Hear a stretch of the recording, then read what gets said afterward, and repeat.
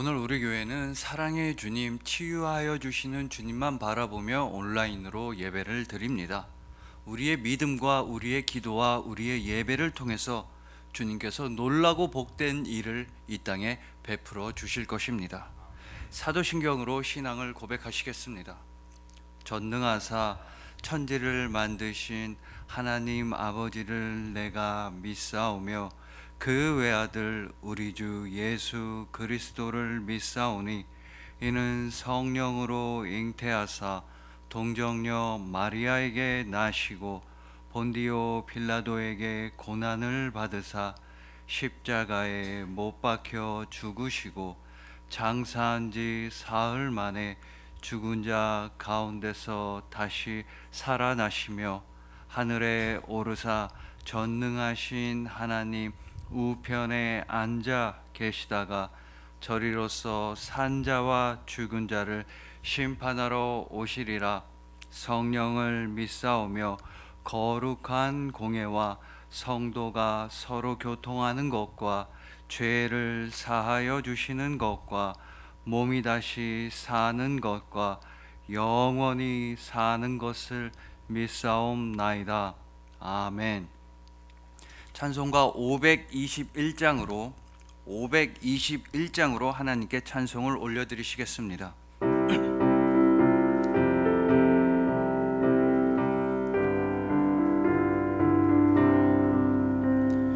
구원으로 인도하는 그 문은 참 좁으며 생명으로 인도하는 그 길은 참 험하니 우리 몸에 채워있는 그 더러운 죄짐을 하나 없이 벗어놓고 힘써서 들어갑시다. 구원으로 인도하는 그 좁은 문 들어가 영생으로 인도하는 그 생명길 갑시다. 이 세상에 많은 사람 큰 문으로 들어가 넓은 길로 갈지라도 멸망으로 끝나니 세상 어떤 부귀영화 모두 내어버리고 주의 말씀 순종하여 그 생명길로 갑시다. 구원으로 인도하는 그 좁은 문 들어가 영생으로 인도하는 그 생명길 갑시다. 구원의 문 열렸으니 주의 공로 힘입어 주저 말고 들어가서 생명길로 갑시다. 구원의 문 닫힌 후엔 들어가고 싶으나 한 번 닫힌 구원의 문 또 열려지지 않으리. 구원으로 인도하는 그 좁은 문 들어가 영생으로 인도하는 그 생명길 갑시다. 아멘. 오늘 우리에게 주신 하나님의 말씀은 누가복음 5장 3절로부터 11절 말씀입니다. 신약성경 95페이지 누가복음 5장 3절로부터 11절 말씀을 봉독해 드리도록 하겠습니다.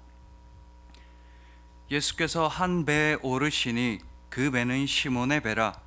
육지에서 조금 떼기를 청하시고 앉으사 배에서 무리를 가르치시더니 말씀을 마치시고 시몬에게 이르시되 깊은 데로 가서 그물을 내려 고기를 잡으라. 시몬이 대답하여 이르되 선생님, 우리들이 밤이 새도록 수고하였으되 잡은 것이 없지만은 말씀에 의지하여 내가 그물을 내리리이다 하고, 그렇게 하니 고기를 잡은 것이 심히 많아 그물이 찢어지는지라. 이에 다른 배에 있는 동무들에게 손짓하여 와서 도와달라 하니 그들이 와서 두 배의 채움에 잠기게 되었더라. 시몬 베드로가 이를 보고 예수의 무릎 아래에 엎드려 이르되, 주여, 나를 떠나소서, 나는 죄인이로소이다 하니, 이는 자기 및 자기와 함께 있는 모든 사람이 고기 잡힌 것으로 말미암아 놀라고, 세베대의 아들로서 시몬의 동업자인 야고보와 요한도 놀랐음이라.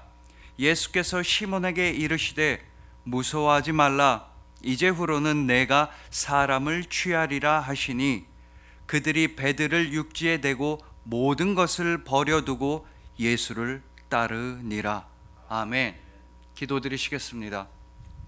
우리에게 말씀하시는 주님, 생명의 말씀을 하여 주시고 평안의 말씀을 허락하시니 감사합니다. 오직 주님의 말씀만이 우리 발의 등불이며 우리 길의 밝은 비침을 감사함으로 고백합니다. 오직 주님의 말씀만 경청하며 살아가겠습니다. 우리를 영원히 사랑하시는 우리 주님 예수 그리스도의 이름으로 기도합니다. 아멘. 오늘은 깊은 곳으로 라는 말씀으로 주님의 은혜를 함께 나누도록 하시겠습니다. 여러분, 20세기 서양 역사에서 가장 최악의 독재자, 최악의 살인자라고 하면 보통 두 사람의 이름이 언급됩니다. 하나는 독일의 히틀러이고 다른 하나는 소련의 스탈린입니다. 근데 이 스탈린한테는 매우 특이한 이력이 하나 있습니다. 그건 바로 이 스탈린이 10대 시절에 신학교에 들어가서 5년 동안 공부를 했다라는 것입니다. 원래 이 스탈린의 어머니는 굉장히 독실한 러시아 정교회 신자였습니다. 그래서 이 어머니는 아들이 스탈린이 사제가 되었으면, 신부님이 되었으면 하고 아들 스탈린을 신학교에 입학시켰던 것입니다. 근데 문제는 이 스탈린이 무신론자, 공산주의자였다는 것입니다. 하라는 신학 공부는 하나도 하질 않고 맨날 말썽만 부리고 공부도 안 하니까 스탈린은 5년 만에 신학교에서 제적을 당하게 되었던 것입니다. 퇴학을 당했습니다. 훗날 여러분들이 잘 아시는 대로 이 스탈린은 소련 권력의 최정점에 오르게 됩니다. 근데 여러분, 보통 독재자라고 해도 2인자는 있게 마련입니다. 독재자의 신복이랄지 참모랄지 복심이라고 부를 수 있는 2인자가 웬만한 독재자들한테는 다 있었는데, 근데 유독 이 스탈린한테는 2인자라고는 없었습니다. 백성들한테 인기를 끌고 권력이 높아져서 2인자 비슷한 사람이라도 나타나려고 하면, 2인자 비스무리한 신하라도 나타나기만 하면 스탈린은 곧바로 다 처형해버리고 숙청해버렸습니다. 그만큼 스탈린은 권력욕이 강했으며 권력을 독점하고 싶어 했으며 매우 잔인한 인물이었던 것입니다. 이 스탈린은 70살이 넘을 때까지도 혼자서만 권력의 최정점을 독점했습니다. 이때도 스탈린은 의심이 굉장히 많았으며 주변 부하들은 언제 스탈린한테 숙청을 당해 죽을지 몰라 벌벌 떨었다고 합니다. 스탈린은 오직 자기만 믿고 다른 그 누구도 믿질 않았던 것입니다. 그 결과 스탈린은 매우 비참한 죽음, 끔찍한 죽음을 맞이하게 되었던 것입니다. 자, 이렇게 노쇠한 스탈린, 나이가 많이 들은 스탈린은 어느 날 갑자기 뇌졸중으로 자기 방 안에서 쓰러지게 됩니다. 그러나 그 순간 그의 곁에는 아무도 없었습니다. 그리고 또 이 최고 지도자가 쓰러지고 나서 다음 날이 되고 다음 날 아침에도 방에서 나오질 않고 다음 날 점심이 돼도 방에서 나오질 않으면 누군가가 걱정이 돼서 찾아가 봐야 할 거 아닙니까? 최고로 높은 사람이 그 전날부터 방에서 나오질 않고 있으면 누군가가 노크를 하고 방 안에 들어가서 최고 지도자 동무 무슨 일 있으십니까? 이렇게 물어보는 게 정상인데, 그의 부하들은 아무도 그 다음날 한참 시간이 지난 후까지도 스탈린의 방 안에 들어가질 않았다고 합니다. 왜냐하면 그때 당시에 스탈린의 허락 없이 함부로 방 안에 들어갔다가는 곧바로 사형을 당했기 때문입니다. 그래서 부하들은 아무도 스탈린을 찾아가질 않았습니다. 그래서 스탈린은 이른바 골든타임을 놓치게 되었으며 혼자서 매우 고통을 받다가 매우 끔찍하게 매우 외롭게 사망하였다고 합니다. 여러분, 이런 말이 있습니다. 만일 우리가 어둠을 바라보면 그 어둠 또한 우리를 바라본다. 우리가 어둠을 바라보면 어둠에 사로잡히게 된다라는 말이 있습니다. 마치 스탈린처럼 아무도 믿질 못하고 그저 탐욕에만 사로잡힌 채 살아가다가 보면 결국에는 어둠 속에서 영원히 슬피 울며 살아가게 되는 것입니다. 끔찍한 결과를 맞이할 수밖에 없는 것입니다. 그러나 모름지기 우리 그리스도인들은 어둠이 아니라 주님의 은혜 가운데로 나아가야 하는 것입니다. 깊은 곳으로 나아가야 합니다. 말씀을 붙잡고 깊은 곳으로 가서 그물을 내려야 하는 것입니다. 그렇다면 그때 여러분들의 그물에는 주님의 사랑이 가득가득 할 것입니다. 그물이 찢어지도록 주님께서는 여러분들에게 복과 은총을 풍성하게 내려주실 것입니다. 그래서 오늘의 본문 말씀을 통해서 깊은 은혜의 바다로 나아가는 우리 모두가 되기를 간절히 소망합니다. 오직 말씀에 순종하여서 그물이 찢어지도록 누르고 흔들어 넘치도록 주님의 은혜로 가득하실 여러분들을 주님의 이름으로 축복합니다.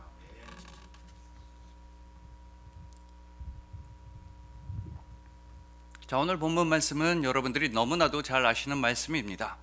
어부였던 베드로와 그의 동료들은 밤이 새도록 열심히 물고기를 잡아봤습니다. 그런데 허탕만 치고 한 마리도 잡질 못했던 것입니다. 그런데 예수님께서는 오늘 본문 4절에서 뜬금없는 말씀을 베드로한테 하여 주셨습니다. 깊은 데로 가서 그물을 내려 고기를 잡으라. 깊은 데로 가서 그물을 내려 고기를 잡으라. 여러분, 예수님의 직업은 목수였습니다. 목수의 아들이셨습니다. 그런데 베드로의 직업은 어부였습니다. 그렇다면 상식적으로는 고기 잡는 일에 있어서는 누가 더 전문가였겠습니까? 만약에 여러분들의 직장에 여러분들의 일터에 아무 상관도 없고 아무 자격도 없는 사람이 와서 이래라 저래라 감나라 배나라 한다면 여러분들은 그 사람의 말을 들으시겠습니까? 만약에 제가 식당에 가서 주방장님한테 소금 좀 얼른 더 넣으세요 그랬다가는 제가 소금을 맞고 쫓겨나지 않겠습니까? 그러나 베드로는 순종하였습니다. 밤이 새도록 허탕만 쳐서 몸도 피곤하고 마음도 아팠을 텐데도 순종했습니다. 이제 그만 집으로 돌아가야 하는 시간이었는데도 베드로는 순종했던 것입니다. 그러면서 베드로는 매우 의미심장한 고백을 오늘 본문 5절에서 하고 있습니다. 선생님, 우리들이 밤이 새도록 수고하였으되 잡은 것이 없지만은 말씀에 의지하여 내가 그물을 내리리이다. 말씀에 의지하여 그물을 내리리이다. 말씀에 의지하여. 그러니까 베드로는 말씀을 붙들었던 것입니다. 베드로가 붙잡았던 건 그물도 아니었으며 물고기도 아니었으며 베드로가 붙잡았던 것은 오직 예수님의 말씀이었습니다. 오직 예수님의 말씀에 순종한 결과 베드로는 엄청나게 많은 물고기를 잡게 되었던 것입니다. 자기 배뿐만이 아니라 동료의 배까지도 물에 잠길 만큼 그렇게 많은 물고기를 잡게 되었습니다. 아마도 베드로의 어부 인생 가운데 최고의 수확이었을 것입니다. 여러분, 이것이 바로 말씀에 순종한 결과입니다. 우리 인생 최고의 복락이 우리를 기다리고 있는 것입니다. 그러기 위해서는 우리도 베드로처럼 주님의 말씀에 순종해야만 하는 것입니다. 험난하고 고된 길로 나아가야만 하는 것입니다. 여러분 기억하십시오. 베드로는 얕은 물가에서 편안하게 물고기를 잡은 것이 아니었습니다. 베드로는 분명히 깊은 곳으로 나아갔던 것입니다.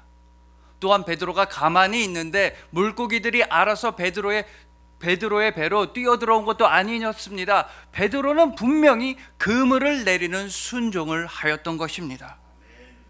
때론 세상이 보기에는 우리 주님의 말씀이 어처구니 없어 보일 수도 있습니다. 하나님을 사랑하고 이웃을 사랑하라는 말씀은 결코 순종하기 쉬운 말씀이 아닙니다. 다른 성도님들을 위하여 기도하고 교회를 섬기는 것은 힘든 일이 분명히 맞습니다. 또한 그리스도인답게 무단횡단도 하지 않고 쓰레기도 함부로 버리지 아니하고 그렇게 착하고 선량하게 살아가는 건 항상 긴장하고 깨어 있어야만은 어려운 일이 분명합니다. 그러나 여러분, 이런 얘기가 있습니다. 미국의 한 부부가, 선교사님 부부가 소명을 받은 것입니다. 이제부터는 아프리카로 가서, 그것도 아프리카의 시골 오지로 가서 지금부터 의료 봉사를 하라는 그런 소명과 부르심을 부부 선교사님은 받게 되었습니다. 그래서 그 부부는 열심히 준비를 했습니다. 언어도 익히고 훈련도 열심히 했습니다. 그리고 이제 아프리카로 떠나기 전날 밤이 되었습니다. 다른 모든 일들은 기쁜 마음으로 순종을 했습니다. 그러나 이 아내 되는 선교사님의 마음에는 아직도 해결되지 않는 문제가 하나 있었던 것입니다. 이것만큼은 기쁜 마음으로 순종이 되질 않았습니다. 그 생각만 하면 마음이 답답하고 슬퍼서 견딜 수가 없었습니다. 바로 아이들이었습니다. 이 부부 선교사님이 소명을 받았을 당시에는 선교사님들한테 3명의 아이가 있었는데 전부 다 3명 다 5살이 채 안 된 아주 어린 아이들이었다고 합니다. 그 어린애들이 아프리카 오지로 가서 고생할 생각을 하니까 엄마 되는 선교사님의 마음이 너무나 아팠던 것입니다. 안전도 확실하지 않고 자기 조국 미국처럼 좋은 학교가 있는 것도 아니고 미국처럼 확실하고 좋은 병원이 있는 것도 아닌데 그런 오지로 가서 앞으로 애들이 고생을 할 생각을 하니까 엄마 되는 선교사님의 마음은 너무나 아팠던 것입니다. 대부분의 부모들은, 세상 속의 부모들은 그 어린 3명의 자녀들을 데리고 아프리카 오지로 가서 선교 활동을 하는 걸 두고서 아이들을 버렸다, 아이들을 포기했다고 말할 것입니다. 무책임한 부모라고 비난할 것입니다. 그렇게 마음이 답답해진 엄마 선교사님은 아프리카로 떠나기 전날 밤에 잠든 아이들을 바라보며 간절히 기도했습니다. 아이들이 곤히 자고 있는 침대 옆에서 아이들의 얼굴을 바라보며 하나님께 간절한 기도를 드렸습니다. 하나님, 당신은 어찌하여 우리더러 이런 일을 하라고 하십니까? 당신은 어찌하여 우리가 우리의 자녀들을 포기하고 버리라고 그런 말씀을 하시는 것입니까? 우리야 상관없지만 이 어린아이들은 무슨 죄가 있다고 앞으로 오랜 시간 동안 고생을 해야만 하는 것입니까? 그렇게 간절한 기도를 하는 도중에 엄마 되는 선교사님은 이런 주님의 음성을 들었다고 합니다. 너는 아직도 모르느냐? 너 아직도 모르느냐? 네가 너의 자식들을 사랑하는 것보다 훨씬 더 많이 내가 너의 자식들을 사랑한다. 네가 너의 자식들을 아끼는 것보다 훨씬 더 많이 내가 너의 자식들을 아끼고 책임질 것이다.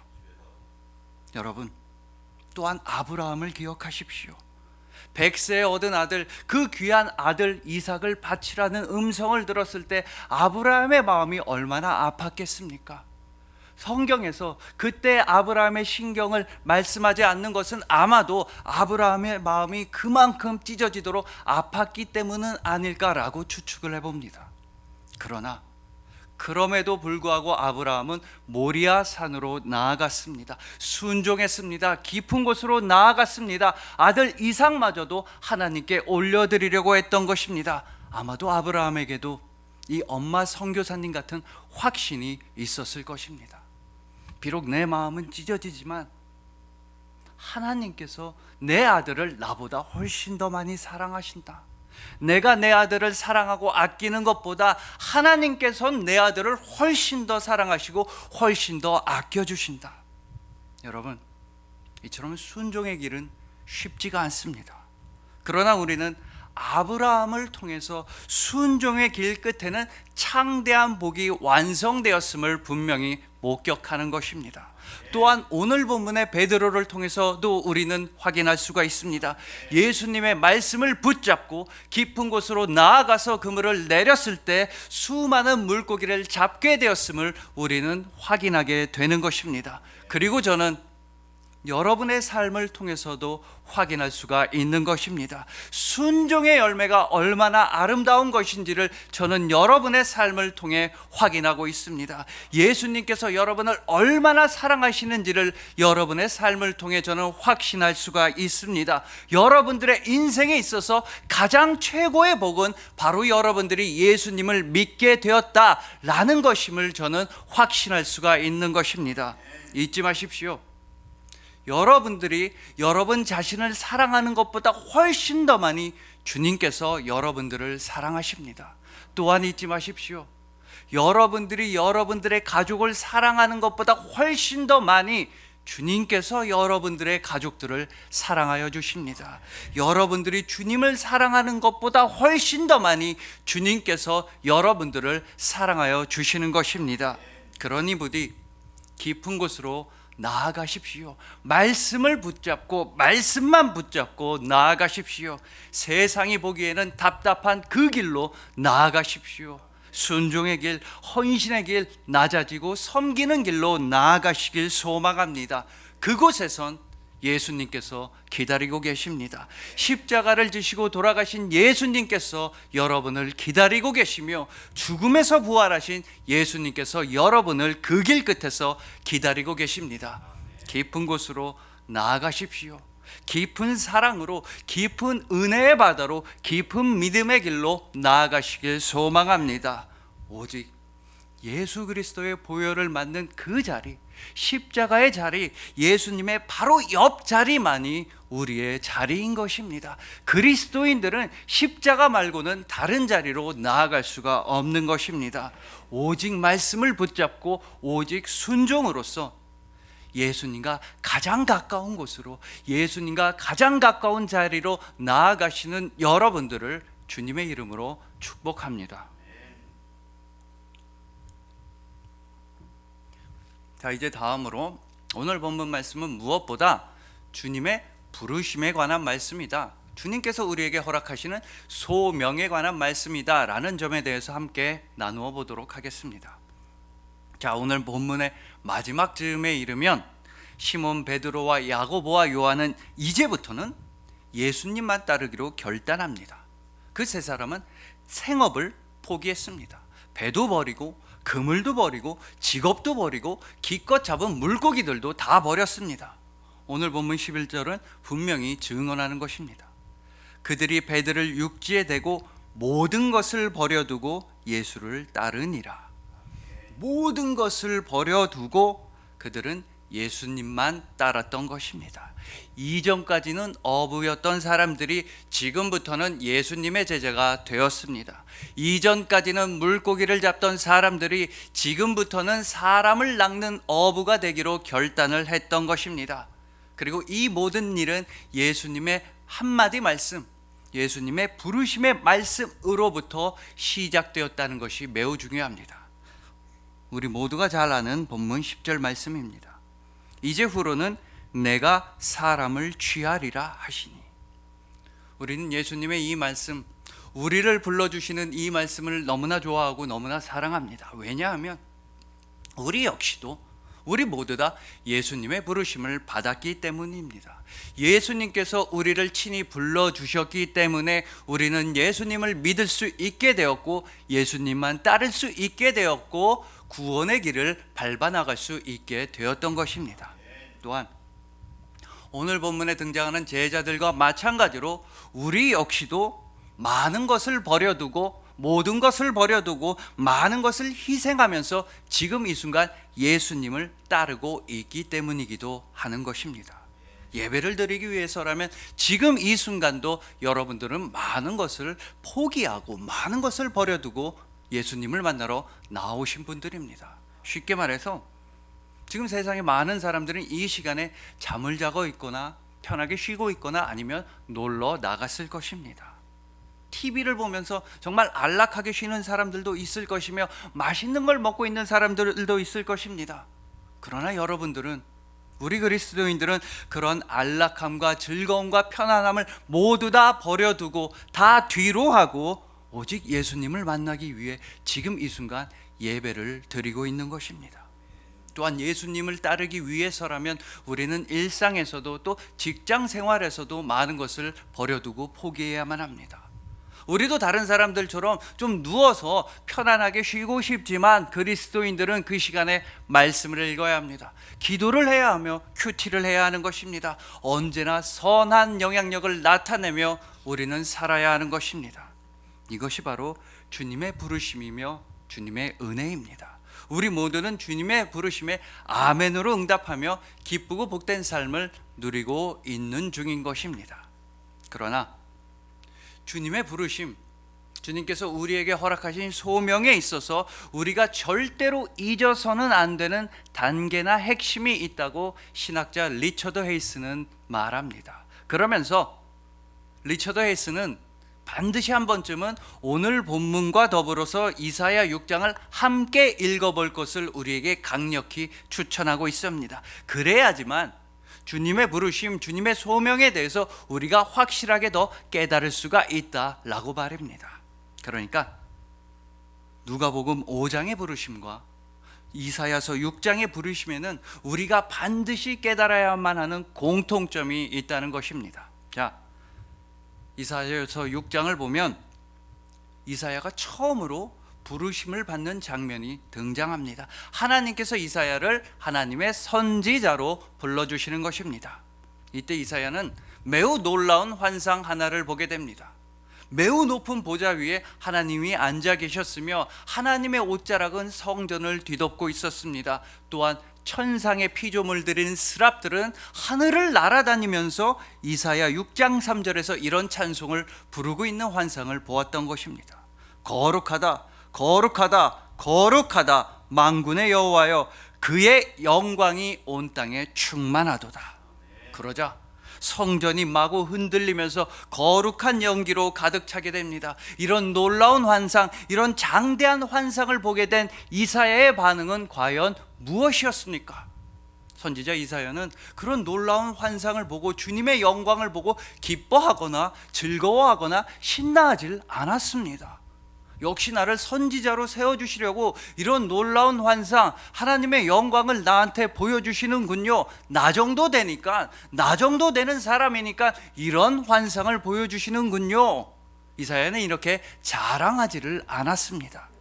대신에 이사야가 할 수 있는 일이라고는 오직 그저 두려워서 벌벌 떠는 것뿐이었습니다. 이사야 6장 5절입니다. 그때 내가 말하되 화로다 나여 망하게 되었도다. 나는 입술이 부정한 사람이요 나는 입술이 부정한 백성 중에 거주하면서 만군의 여호와이신 왕을 베었음이로다 하였더라. 여러분, 하나님의 영광을 보자 이사야는 이제 자신은 망하게 되었다고 합니다. 나는 부정한 사람인데, 나는 입술이 부정한 인간에 불과한데 하나님을 뵙게 되었으니 나는 이제 끝이라고 합니다. 이사야는 그저 두려워서 벌벌 떨고만 있었던 것입니다. 심지어 이때는 하나님께서 이제 너를 선지자로 택하겠다, 이제 너를 부르겠다 라고 말씀하시기도 이전이었다라는 사실이 중요합니다. 그저 하나님의 영광과 하나님의 위엄만 보여주셨을 뿐인데도 그저 놀라운 광경을 하나 보여주시자 이사야는 할 수 있는 일이라고는 전혀 없이 그저 무서워서 망하게 되었다고 벌벌 떨었던 것입니다. 자, 그리고 오늘 본문에서 부르심과 소명을 받은 베드로를 한번 보십시오. 이사야와 아주 똑같습니다. 예수님의 말씀대로 수많은 물고기를 잡게 되자, 그 놀라운 광경을 보게 되자 베드로도 무서워서 벌벌 떨게 되었습니다. 두려워합니다. 바로 오늘 본문 8절입니다. 시몬 베드로가 이를 보고 예수의 무릎 아래에 엎드려 이르되 주여 나를 떠나소서 나는 죄인이로소이다 하니. 그렇게 수많은 물고기를 잡게 되고 그렇게 놀라운 광경을 보게 되었는데도 베드로는 신나하거나 좋아하질 않았습니다. 예수님 보고 제발 떠나달라고 간청할 뿐이었습니다. 나는 죄인이라고 고백할 뿐이었던 것입니다. 또한 이때는 아직은 예수님께서 사람을 낚는 어부가 되라 라고 말씀해 주시기 이전이었다는 사실도 매우 중요합니다. 즉 이것이 바로 주님께서 그들을 찾아가시자 주님께서 그들을 부르시자 선지자 이사야와 사도 베드로가 보였던 공통된 반응이었던 것입니다. 우리의 예상과는 좀 다를 수가 있어도 이것이 바로 주님께서 그들을 찾아가 주시고 그들을 부르셨을 때 그들이 보였던 공통된 반응이었던 것입니다. 나는 부정한 사람입니다. 나는 망하게 되었습니다. 나는 죄인입니다. 이러면서 그저 두려움에 벌벌 떠는 것이 그들이 보인 공통된 반응이었던 것입니다. 여러분, 그러니까 정리하자면 이런 것입니다. 주님께서 우리를 찾아와 주시고 주님께서 우리를 불러주실 때에는 주님께서는 우리로 하여금 우리의 죄를 깨닫게 하여 주신다는 뜻입니다. 이전까지는 우리가 알지 못했던 것을 주님께서는 우리로 하여금 깨닫게 해주십니다. 우리의 연약함을 깨닫게 해주시고 우리의 공고함을 깨닫게 해주시고 우리의 슬픔, 아픔, 문제를 주님께서는 확실하게 깨닫게 하여 주시는 것입니다. 정말로 참으로 주님께서 먼저 우리를 찾아와 주시고 먼저 우리를 불러주시기 전까지는 우리는 우리의 죄악을 깨닫지를 못했습니다. 우리의 연약함도 몰랐습니다. 그저 내가 잘난 사람인 줄로만 알고 있었던 것입니다. 우리 마음이 공허하면서도 우리의 영혼이 병들어 있었으면서도 우리는 아무것도 몰랐습니다. 그저 아등바등 어떻게든 이 세상에서 살아보려고 하는 것이 우리 삶의 전부일 뿐이었습니다. 그러나 주님께서 우리를 찾아와 주시고 주님께서 우리를 불러주시자 그때서야 우리는 깨닫게 되었습니다. 우리의 죄를 깨닫게 되었으며 우리의 연약함을 깨닫게 되었으며 그때 우리는 회개하게 되었던 것입니다. 영혼의 눈을 뜨는 은혜를 누리게 되었습니다. 그래서 주님께서 우리를 처음으로 불러주실 때 우리는 다음과 같은 고백을 하지 않을 수가 없는 것입니다. 주님, 저는 죄인입니다. 어디서 와서 왜 살며 어디로 나아가는지를 저희는 전혀 몰랐습니다. 그러나 주님의 은혜는 여기서 멈추시질 않으셨습니다. 그 한이 없으신 은혜는 우리의 죄악을 깨닫게 해주신 이후에 그 다음에는 우리로 하여금 영원한 생명의 길을 밝히 보게 해주셨던 것입니다. 자, 여러분 기억하십시오. 선지자 이사야가 하나님의 영광과 위엄을 보고 나서 자기는 이제 망하게 되었다고, 나는 부정한 사람인데 나는 입술이 부정한 사람이라 이제 큰일 나게 되었다고 하자 하나님께서는 이사야에게 다음과 같이 해주셨던 것입니다. 바로 제단의 숯불을 이사야의 입술에 가져다 대주셨습니다. 이사야가 내 입술은 부정하다고 울부짖자 제단 숯불을 그 입술에 대주시면서 하나님께서는 이사야 6장 7절에서 이사야에게 이런 말씀을 하여 주셨습니다. 그것을 내 입술에 대며 이르되 보라, 이것이 내 입에 닿았으니 내 악이 죄하여 졌고 내 죄가 사하여 졌느니라 하더라. 너의 악이 죄하여 졌고 내 죄가 사하여 졌느니라. 하나님께서는 자기가 망하게 되었다고 두려워서 벌벌 떠는 이사야의 죄악을 사라지게 하여 주셨고 죄악을 용서하여 주셨던 것입니다. 그러자 비로소 이사야는 그때부터 힘을 낼 수가 있었습니다. 하나님께서 내가 누구를 보내며 누가 우리를 위하여 갈꼬? 라고 물어보시자 죄악을 용서받은 이사야는 힘차게 대답을 하는 것이었습니다. 내가 여기 있나이다, 나를 보내소서. 내가 여기 있나이다, 나를 보내소서. 여러분, 베드로도 마찬가지였습니다. 벌벌 떨고 있던 베드로에게 예수님은 가장 큰 용기와 소망을 주셨던 것입니다. 자, 베드로가 나는 죄인이라고 제발 나를 좀 떠나달라고 예수님한테 울부짖자 예수님께서는 본문 10절에서 친히 베드로에게 말씀하여 주십니다. 예수께서 시몬에게 이르시되 무서워하지 말라, 이제 후로는 내가 사람을 취하리라. 무서워하지 말라.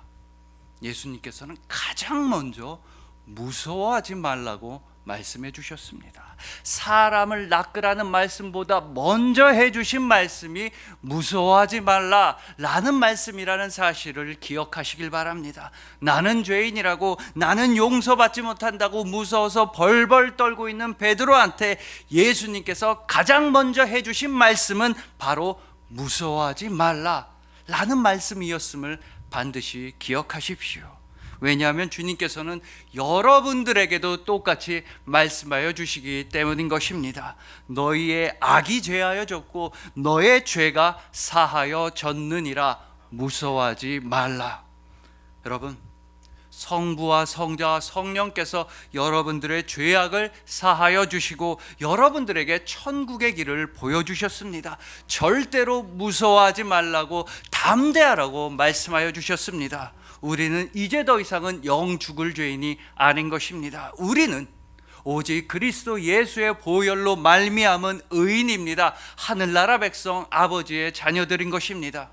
그러니 부디 그까지 돈 좀 없다고 주눅 들질 마시길 바랍니다. 주님의 은혜 앞에서라면 돈은 아무것도 아닙니다. 그리고 또 몸이 아프다고 걱정하지 마십시오. 그물이 찢어지도록 물고기를 잡게 해주신 분이 여러분의 주님이십니다. 주님께서 여러분을 위해 뭐인들 안 해주시겠습니까? 세상과 사람들 앞에서 이제부터는 절대로 겁먹거나 슬퍼할 이유가 없는 것입니다. 전에는 두려워했던 우리를 이제는 담대하도록 주님께서 새롭게 빚어주셨습니다. 그러니 아무것도 아닌 일로 걱정하시지 마시고 모든 일을 이루시는 주님만 바라보시길 소망합니다. 오직 주님의 부르심으로 말미암아 의인이 되시고 천국 백성이 되시고 강하고 담대하게 이 세상을 승리하시는 여러분들을 주님의 이름으로 축복합니다. 자, 이제 마지막으로 잠시만 오늘 본문에 등장하는 그 그물에 붙잡힌 물고기들에 대해서 잠시만 함께 나눠보도록 하시겠습니다. 여러분, 저는 생선 중에 오징어를 좋아합니다. 그 중에서 오징어 회를 좋아합니다. 근데 몇 년 전부터 시중이나 시장에서 오징어 회를 먹기가 좀 어려워졌습니다. 오징어 회가 없는 가게들이 많아졌습니다. 뉴스를 보니까 지구온난화 같은 기상이후 때문에 오징어들이 사라졌다라는 뉴스가 나오기도 하고, 또 다른 뉴스를 보니까 중국의 어선들이 우리나라 대한민국 동해까지 와서 오징어를 싹 다 잡아가서 오징어의 씨가 말랐다라고 말하는 뉴스를 보기도 했습니다. 어쨌건 그만큼 이 어획량이란 건 참 중요합니다. 근데 오늘 본문 말씀을 보니까 예수님께서 요새 오징어를 잡아주셨다고 한다면 우리 모두 다 실컷 배부르게 오징어 회를 먹을 수 있을 것 같습니다. 그렇기 때문에 이 베드로가 사업적으로는, 적어도 사업적인 두뇌로서는 제일 멍청한 것처럼 보이는 것입니다. 아니, 물고기를 그렇게나 많이 잡게 되었으면 초대박을 터뜨릴 기회를 잡은 것입니다. 예수님이랑 손만 잡으면, 예수님이랑 동업만 하면 베드로는 갈릴리 수산업계의 제왕이 될 수가 있습니다. 배들도 얼른 더 많이 사고 일꾼들도 훨씬 더 많이 고용해서 막 베드로 수산식품 이렇게 해서 아주 재벌이 될 수 있는 기회가 있었던 것입니다. 그런데 베드로는 그런 기회를 제 발로 차버렸습니다. 여러분, 베드로는요, 그런 시시한 결정을 내리질 않았던 것입니다. 그깟 돈을 선택하지 않았습니다. 대신에 베드로가 내렸던 결단은 오직 예수님 앞에 엎드리는 것뿐이었습니다. 재벌보다도, 돈을 많이 버는 것보다도 예수님 앞에서만 엎드리는 것이 베드로의 결정과 결단이었던 것입니다. 사정이 이러하다면 여러분, 그렇다면 오늘 본문에서 그물에 잡힌 물고기들은 과연 어떤 의미를 가지고 있는 것일까요? 그냥 단순히 갈릴리 바닷가에 사는 물고기들이 잡혀 올라온 것입니까? 아니면 돈벌이가, 큰 돈을 벌 수 있는 기회가 그물에 잡혀 올라온 것입니까? 어떻게 생각하십니까? 여러분, 진정한 그물에 사로잡힌 것은, 바로 영혼의 그물에 사로잡힌 것은, 바로 사랑의 그물에 사로잡혔던 것은 베드로였습니다. 또한 야고보와 요한이었습니다. 그러니까 그 자리에서 예수님의 말씀에 순종한 사람들은 예수님의 사랑의 그물에 사로잡히게 된 것입니다. 예수 그리스도의 사랑의 그물은 우리를 사로잡아 주셨습니다. 때로는 우리가 잘못해도, 때로는 우리가 실수하고 넘어진다 할지라도 예수님의 사랑의 그물은 우리를 놓아주질 않으시는 것입니다. 그렇기에 사도 바울은 로마서 8장 39절에서 확실하게 선포하는 것입니다. 어떤 피조물이라도 우리를 우리 주 그리스도 예수 안에 있는 하나님의 사랑에서 끊을 수 없으리라. 예수님은 처음부터 끝까지 여러분을 사랑하십니다. 예수님은 영원부터 영원까지 여러분을 사랑하십니다. 사랑의 그물로서 여러분을 사로잡아 주시려고, 사랑의 품으로서 여러분들을 안아주시려고 예수님께서는 십자가에서 죽으시고 죽음에서 부활하셨던 것입니다. 그만큼 예수님은 여러분들을 위해서라면 못할 일이 없으시다라는 뜻인 것입니다. 예수님께서는 여러분들을 사랑으로서 사로잡으셨습니다. 이제 우리들도 사랑으로서 다른 이웃들을 사로잡으러 나아가야 하는 것입니다.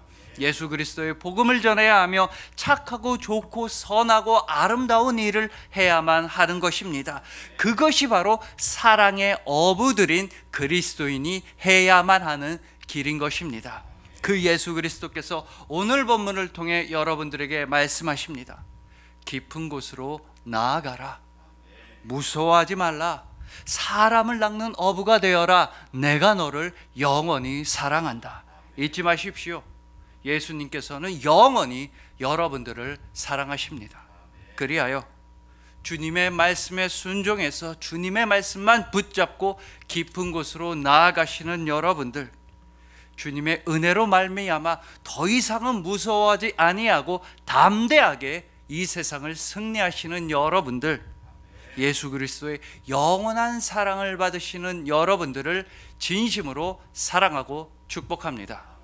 기도드리시겠습니다. 우리에게 말씀하시는 주님, 오직 주님의 말씀만 붙잡고 깊은 곳으로 나아갑니다. 말씀에 의지하고 말씀에 순종하여 깊은 곳으로 나아갑니다. 우리를 붙들어 주시는 사랑을 의지합니다. 우리를 끝까지 포기하지 않으시는 그 사랑만 의지하여 나아갑니다. 우리의 순종과 믿음 끝에 주님께서 서 계십니다.